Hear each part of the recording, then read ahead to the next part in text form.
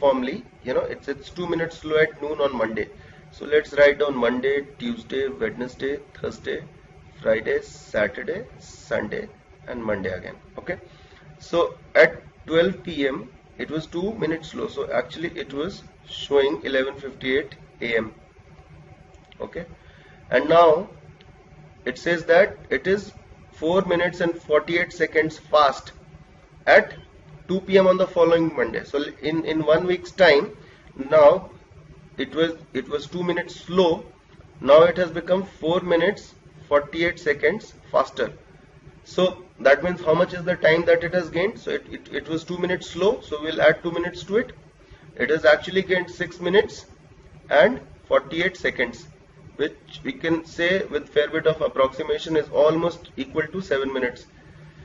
Alright, now you say the number of days: 1, 2, 3, 4, 5, 6, 7, and then again 8. So sorry, 1, 2, 3, 4, 5, 6, 7. So 7 days. In 7 days it has roughly gained 7 minutes. Now look at these options. The question is that when was it correct? So it was behind by 2 minutes. So 7 days, 7 minutes, approximately for every day it would have gained 1 minute. After 2 days it would have become perfect, which is Monday to Tuesday, Tuesday to Wednesday. So Wednesday, sometime it would have shown a right time. There is only one option for Wednesday, therefore it is the right answer. You can easily ignore all the other answers. You don't need to get into calculations. That's how easy and simple mathematics questions are, if you look into the options properly. And as I said at the beginning of the video also, that you don't have to solve the questions, you have to find the right answer, especially in a speed test like CLAT. Now going on to the next question. Now again it's a very simple question, and please do not get into formula and probability, all of that. It's a fairly simple question. So there is this guy A. Okay, so he's saying false here, but the rest of the time he's speaking the truth. There is another guy called B who is slightly more truthful than this guy. For all this area he says the truth, and for 20% he lies. Okay, now they have to contradict each other. If these two guys, let's say A and B, if they have to contradict each other, A has to speak the truth and B has to speak false, or A has to speak false and B has to say the truth.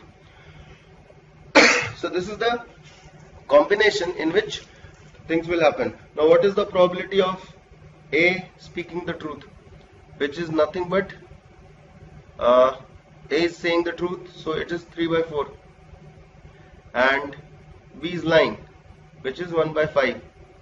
So the combination of this to happen, the probability will be 3 by 20, which is nothing but 15%.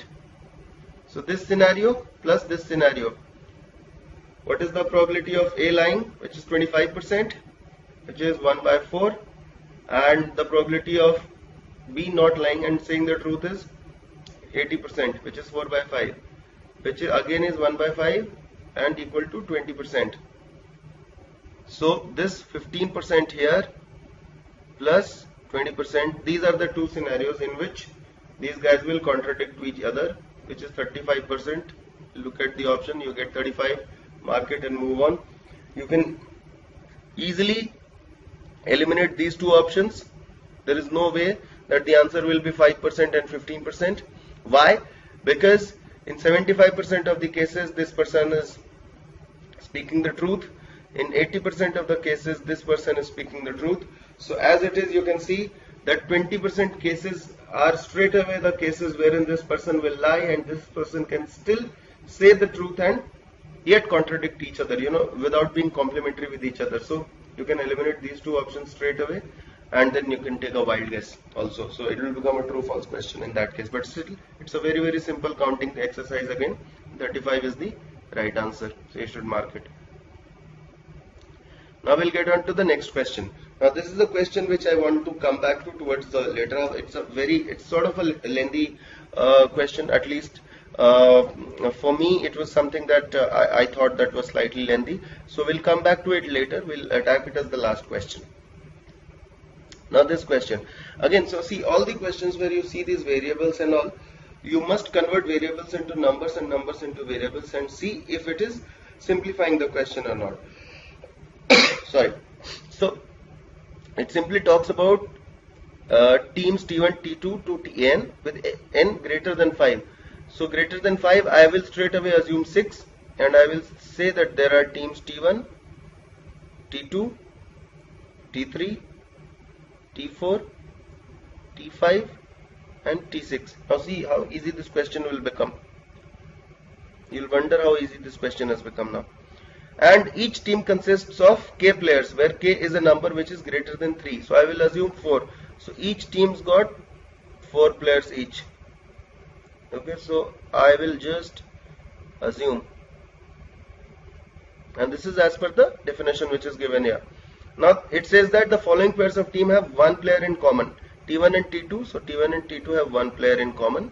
Okay, T2 and T3, they have also one player in common. Similarly T3, T4, T4, T5, T5, T6, T6 and T1, again one player in common. Important thing is that it also says that no other pair of teams has any player in common. So that means this common player is actually not this common player, because if this guy and this guy are the same guy, that also means that T2 and T6 also have a common player, which is not the case, because it is written no other pair of teams has any player in common. Therefore, distinctly all these teams are basically left with three distinct members. All these, and rest of the all the other players, they are shared players or common players. Okay. So now let's fit into the formula and see. Okay, so the first one, which is 4 into n minus 1. Now n is 6, 5, which is 20. So that's not the answer, it is eliminated. Again n k minus 2, which is nothing but n is here what? N is 6 and k is 4, which is 12. So again it is eliminated, that's not the number of players. We have to find out how many players are participating in the tournament. Kn minus 2, again k is 4 and n is 6 minus 2, which is 4, which is 16. That's also not the right answer. So the right answer here is n, wherein n is 6 and k is 4 minus 1, 3, 18, and 6 3 is 18. So that is your right answer, and therefore very easily you should mark this question and move on. It's a very simple question. Again, the fantastic concept of turning variables into numbers. Now moving on to the next question. So it talks about it's a question of square rooting. Now there are 2-3 ways of doing it. It's a definite pattern. You can see 1 2 3 4 5 6 7 8 and then 9, and then you see the numbers going down. So if you are slightly familiar with numbers, you will understand 1 square is 1, 11 square is 1 2 1, 1 2 3 2 1. That's the pattern you will see. Okay, and therefore see, there are 5 digits here.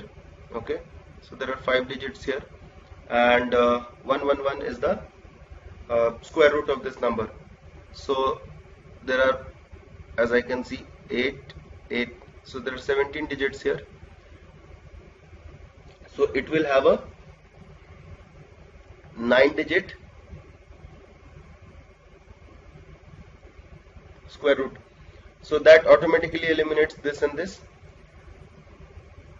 And as we are seeing this pattern, we can easily tick mark this and move on.